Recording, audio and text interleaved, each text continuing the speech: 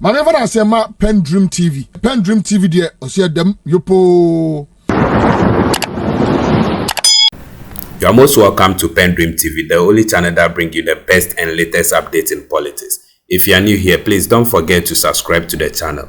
Hit the notification bell for more updates. Like and also share to other members to watch as well. You can also leave a comment after watching or send us a voice note on our WhatsApp number, which is 0277 128 777, showing on your screen as well. Thank you. I would like you to also join me listening to what we have for you today, which is all about the Supreme Court ruling on the parliament cases, where 4 seats have been declared vacant, which Twum has also added his voice to it, and I would like you to join me listening to it and bring out our suggestion. Leave it at the comment section after watching. Thank you. What happened in Parliament, the declaration of 4 seats vacant by the Speaker, and the Supreme Court actually issuing a decision yesterday telling the Speaker, stay the execution of that ruling you've made. Well, let me do a couple of comments before I go to Mr. Kojo. This is Anefi Adams who says, I want the Speaker to overturn the court ruling and let's test our democracy.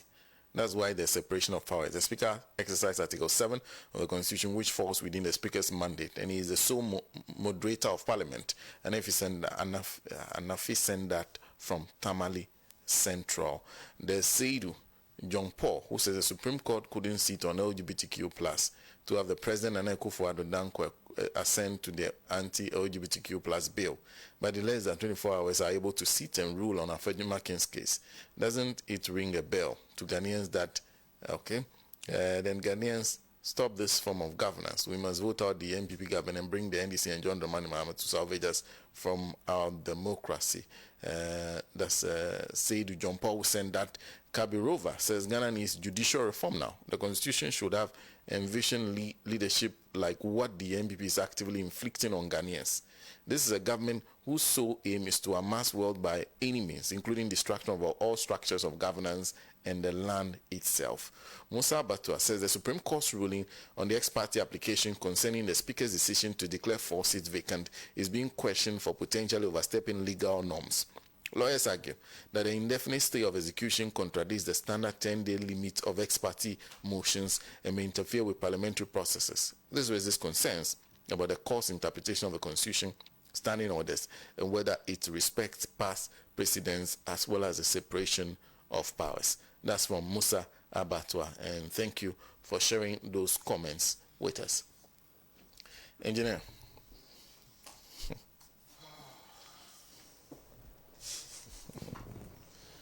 Good morning.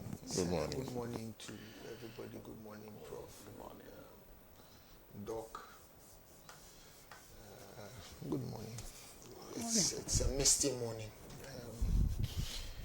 Many of you don't see no sun. Quoting Bob Marley.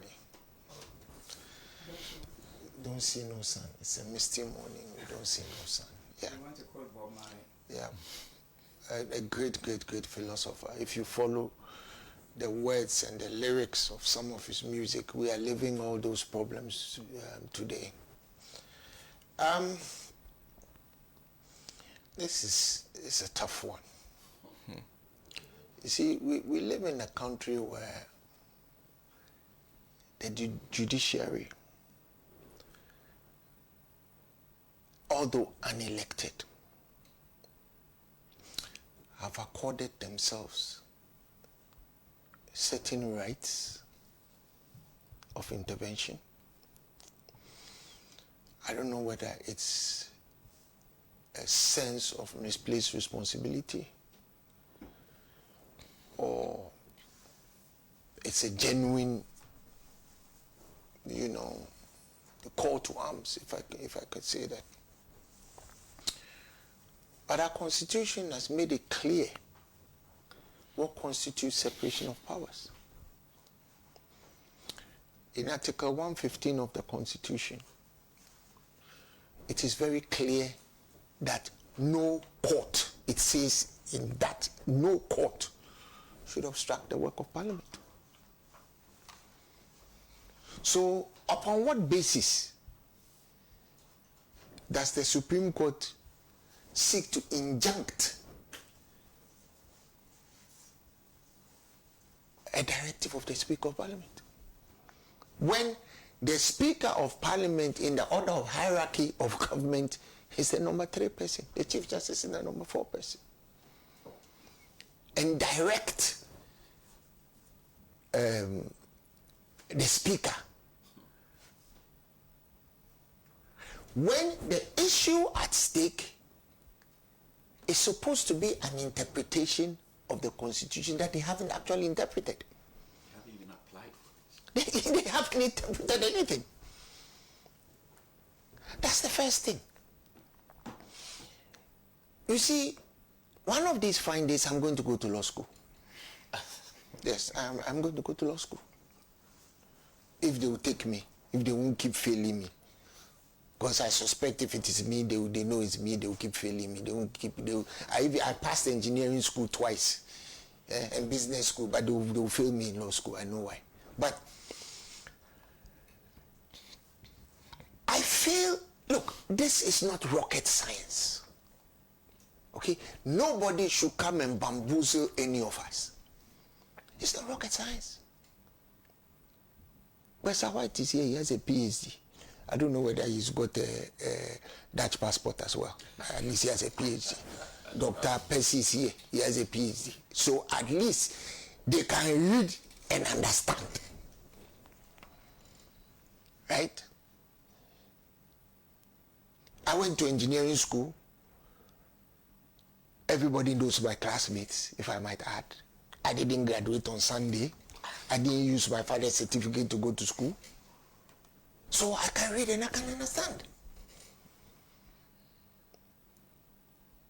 That provision of the Constitution is clear, that the work of Parliament cannot be obstructed by any court, and that will include the Supreme Court. The Supreme Court is clothed with interpreting the Constitution. There's no question here to interpret. The Speaker acted upon precedents and upon an interpretation of Article 97G. A precedence that was set by the previous Speaker, who happens to be Professor Michael Quay. And the beneficiary was the MPP. And the beneficiary was in the MPP. At the time, the people who are crying wolf today, Afenyo Martin and Go, they were all in Parliament. They didn't see anything wrong with it. Joe Gatti was there with his big belly. He was there. Didn't see anything wrong with it. Looks good. These days I've lost mine, so I can talk about this. You see, I walk a lot. Sana, the people were there. They didn't see anything wrong with Michael Quay. But you see, in the true tradition of today's MPP, disavowing what they have done in the past and calling it I was a mate, Michael Quay took him to tell us he was a mate. He came and disavowed his own ruling, that there should be purposive interpretation. What is purposive interpretation? I went to Achibota school. What is purposive interpretation? What it was politics of convenience. You did it because it was convenient for you to do. You did it because you could. And now that same thing is being applied. What you did is being applied. There's a saying in Twitter, that is why we are enjoined to be very careful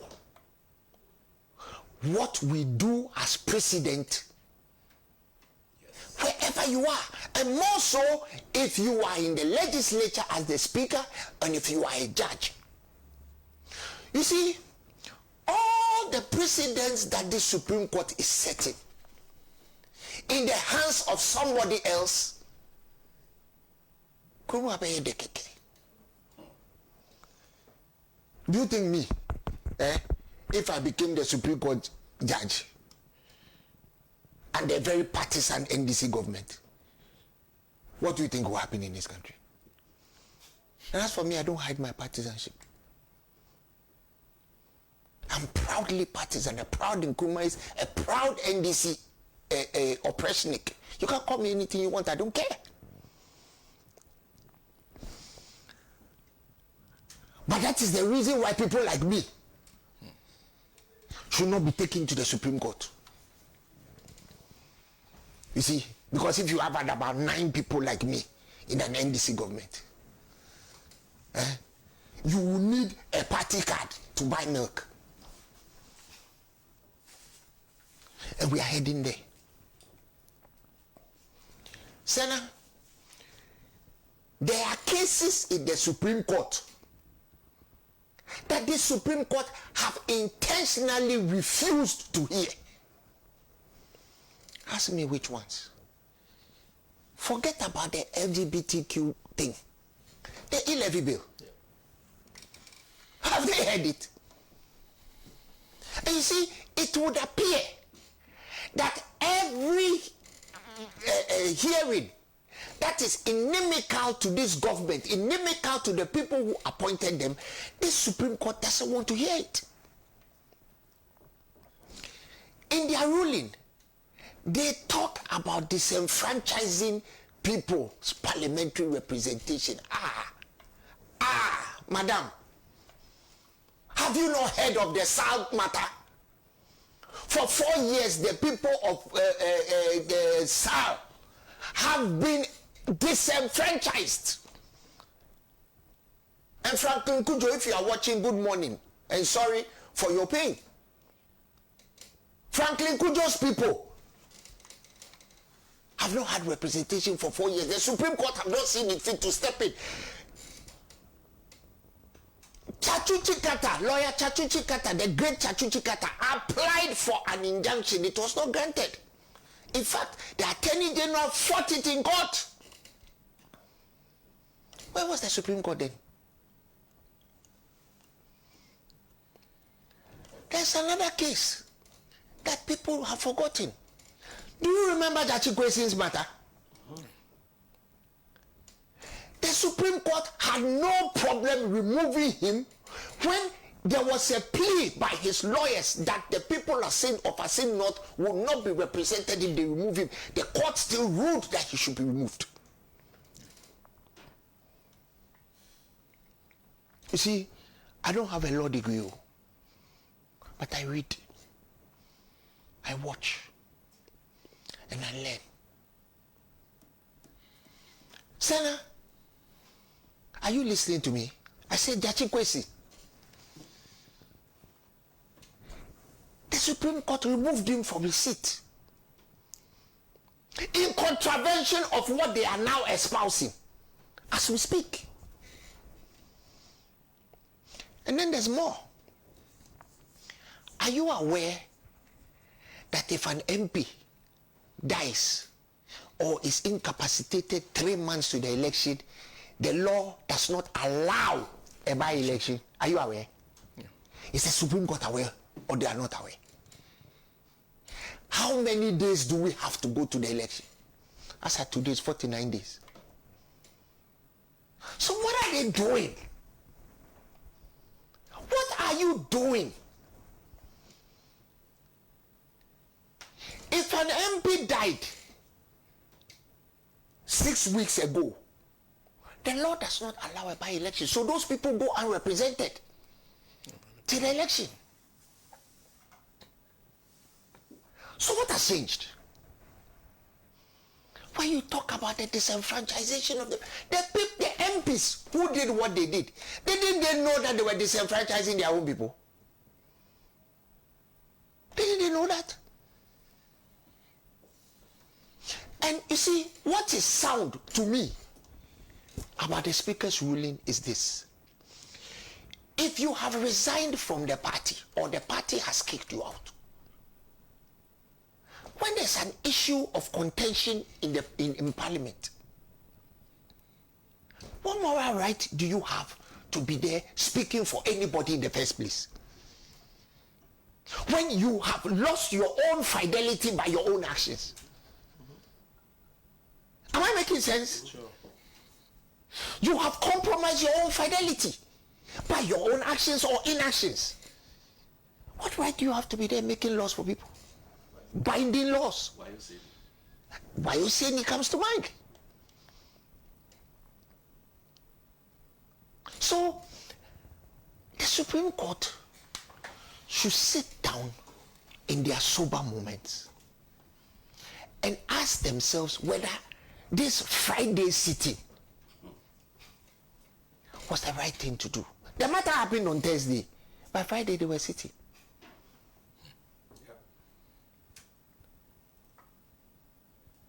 So who called them to sit? When were the processes for the injunction filed? At what time? And at what time were the justices notified to come up with a ruling by 4 p.m.?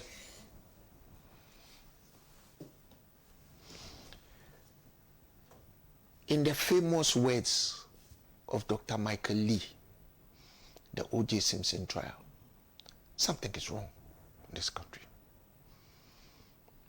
Something is wrong. When justices of the Supreme Court can injunct a Speaker of the House giving separation of powers on a matter that has not been heard, citing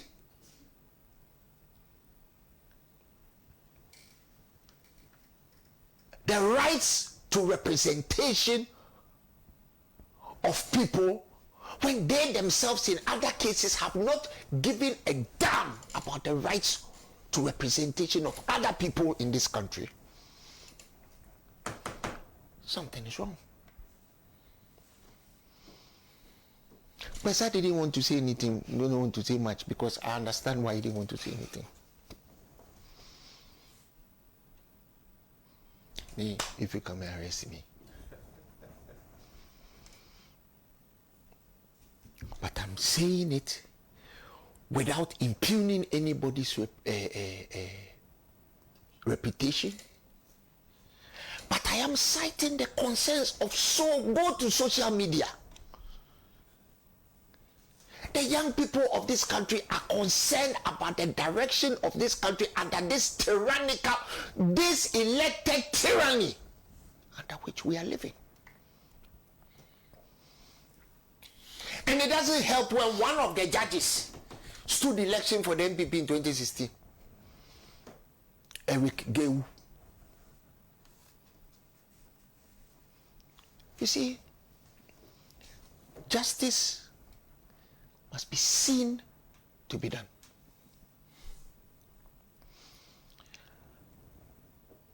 I want to encourage our parliamentarians to be calm. Because at this point, at this time, you need calm reasoning. You have to be cool-headed. I also want to encourage my uncle Abambabwin. Stand up and be counted. Ghanaians are counting on you. Don't capitulate with a whimper. You have been elected to act on behalf of the people of this country. The judges are appointed, they are not elected. You have been a parliamentarian since the start of this democracy. Now you have been elevated to speaker by your peers, even at a time when the MPP had a majority in parliament. That tells you how high in esteem you are held. So on Tuesday, this nation will expect. This nation will expect you to act right. I know what I would have done if I were you, but I can't tell you what you should do. Please, Uncle Eski, don't disappoint us. You need our super. Do not disappoint us. This business that I do not want to describe in so many words must end. It must end on Tuesday. It must end with a recognition that the people of this country have had enough. Enough already. Thank you. Thank you. Thank you very much. Let me do a few more of the comments you're sending to us via Facebook. This is Nicholas Uplampo, who says we have to be very careful about Akufo-Addo's, it says PAC Supreme Court. It was the Supreme Court that said Jumensa should not account to Ghanaians how she managed to come out with 4 different election results. This same Supreme Court ruled, but birth certificate is not a primary identity document, but rather Ghana card and passport. That came out of the birth certificate. There's Kofi Simon who will also join us. He says Akufo-Addo is a reckless person. He has okay. There are things when you write that I can't read. You must understand. There's There's Nana who says, Senna, may any member of today's panel answer the question: who is a member of parliament? The one who has taken the oath of office to grant him or her the leave of membership. No parliamentary candidate has that privilege. My junior high school 2 grandsons' understanding of Article 97 1G and H is that if you join a group and break off to join another, you are no longer part of the old one, he said. You can be a member of 2 at the same time. So what is here for the CJ and co to worry about? Well, so those are some of the comments you're sending to us. Doc, good morning. Yeah, good morning, my brother and my colleagues.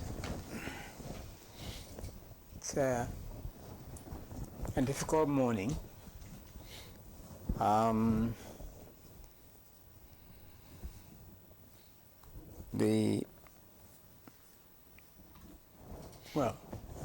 Every opportunity I get, I seek to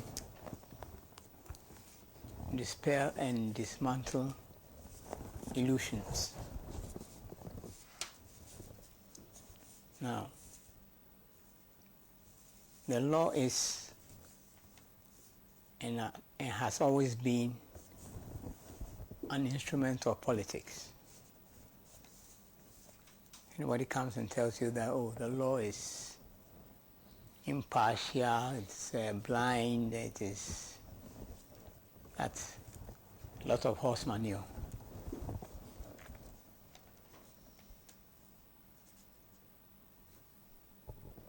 So said that under slavery,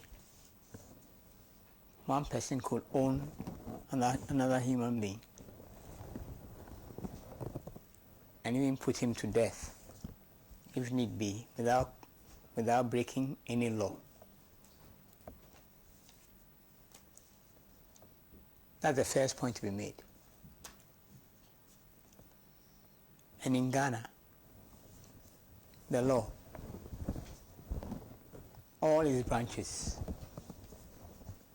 have been loyal contingents of the NPP and its various predecessors. I mean, these are facts that are known or ought to be known to everybody. And it appears that our court, the Supreme Court, would always seek to discover what will please our despot and his party and act accordingly.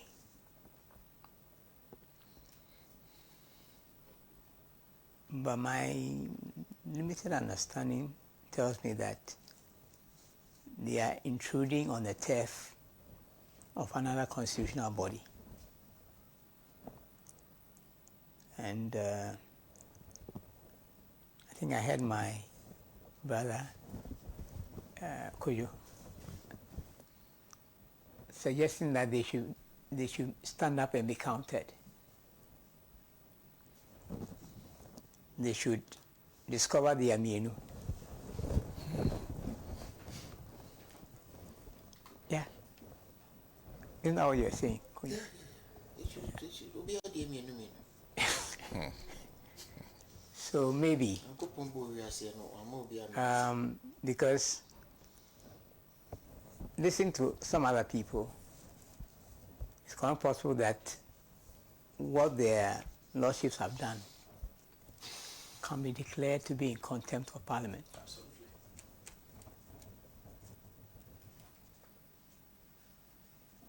But as for this current crop of court, I don't think that there are any hurry to win back public confidence and to demonstrate that they do not hold us, Ghanaians, in extreme contempt by many of the decisions that they've made, which in almost every instance are a vacation of common sense. Like this nonsense about, what is it? Birth certificates. I could go on and cite others, but really,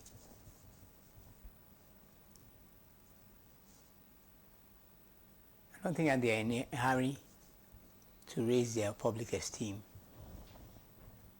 Maybe you should leave them there.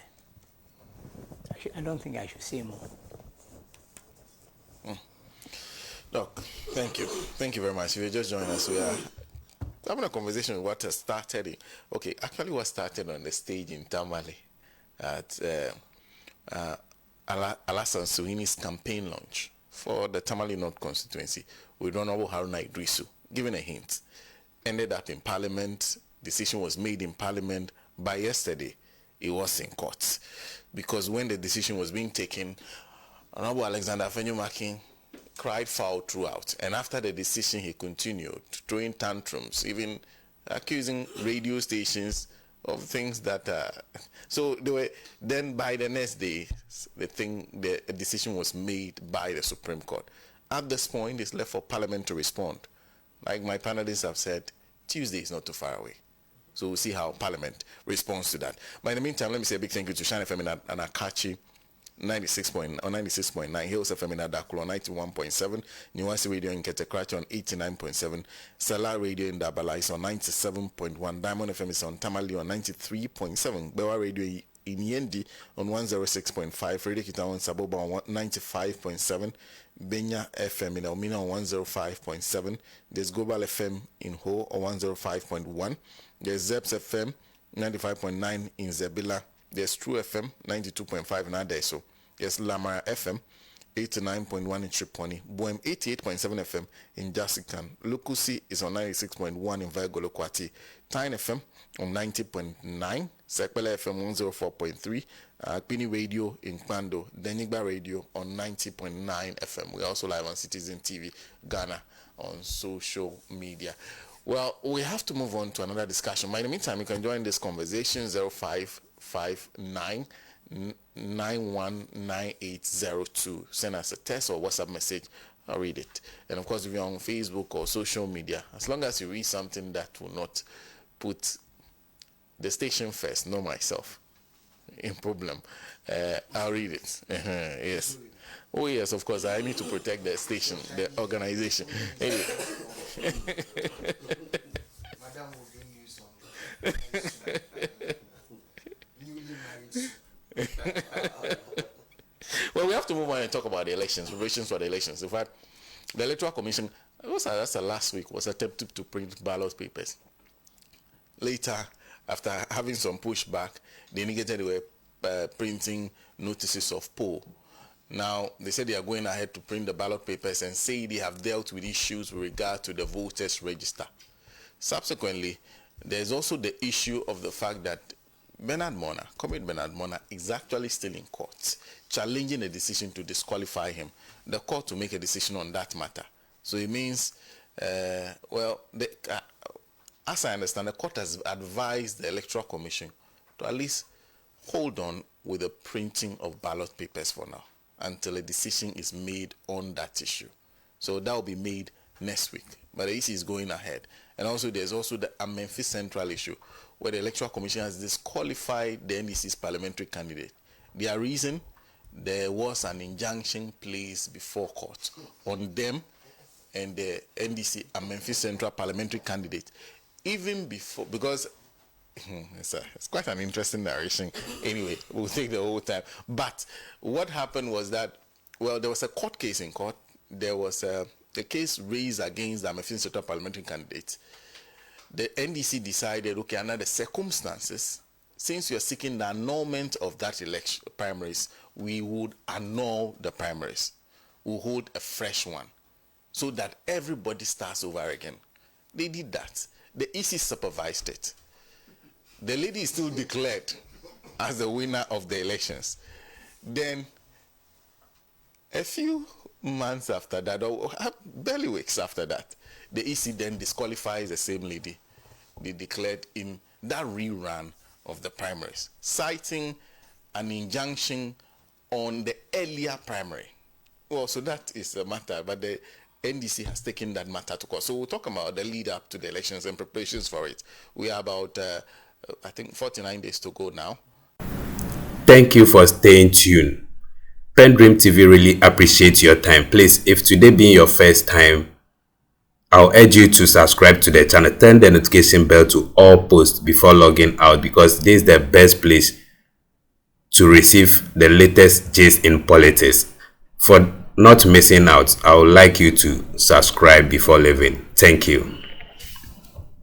PENDREAM TV now, so far so good. Say open online portal Ghana. Nipa share, nipa follow, nipa comment here. To my best of knowledge, without any biases, PENDREAM TV.